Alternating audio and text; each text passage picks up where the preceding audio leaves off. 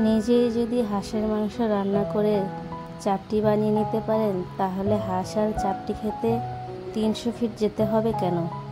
আসসালামু আলাইকুম, কেমন আছেন সবাই? আমরা আলহামদুলিল্লাহ আল্লাহ তাআলার অশেষ রহমতে ভালো আছি। স্বাগতম জানাচ্ছি নতুন একটি ভিডিওতে। গতকালকে আমি হাঁস রান্না করেছিলাম, তাই ভাবলাম আজকে চাপটি পিঠা বানিয়ে সকালের নাস্তা করব। তো এর জন্য আমি আতপ চাল রাতে ভিজিয়ে রেখেছি আর এটাকে ব্লেন্ডার করে নিয়েছি। এই তো চাপটির জন্য পারফেক্ট একটা গোলা তৈরি হয়েছে। এই যে দেখুন আমি কিভাবে তাওয়ার মধ্যে চাপটি বানিয়ে নিচ্ছিলাম। তো চাপটি আর হাঁস খেলে হবে, এটার সাথে ভর্তাও তো লাগবে, তাই না? তো তার জন্য আমি এখানে লাল লাল করে শুটকির ভর্তাও বানিয়েছিলাম।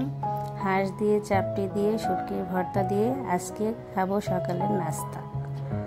তো এরকম নাস্তা ঘরে বানিয়ে খেতে পারলে আর কি লাগে বলুন? তো এরকম করে সবগুলো চাপটি আমি বানিয়ে নিয়েছি, বাচ্চাদেরকেও খাইয়ে দিয়েছি। বাচ্চারা খেয়ে অনেক মজা পেয়েছে, ওরা মাংস দিয়েই খেয়েছে, হাঁসের মাংস আর চাপটি।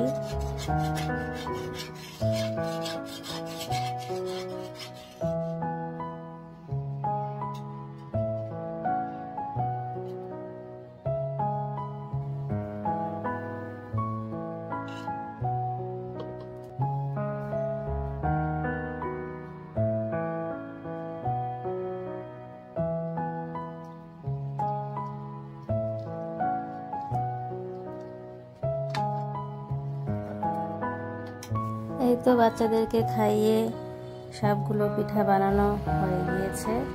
এবার নিজের জন্য প্লেট সাজিয়ে নিয়েছি। দেখুন কি সুন্দর নাস্তা, মাশাআল্লাহ। তো এই পর্যন্ত কষ্ট করে যারা আমার ভিডিওটি দেখেছেন তাদেরকে অনেক ধন্যবাদ। আমার ভিডিও ভালো লাগলে অবশ্যই চ্যানেলটি সাবস্ক্রাইব করে দিবেন, আমার পাশে থাকবেন।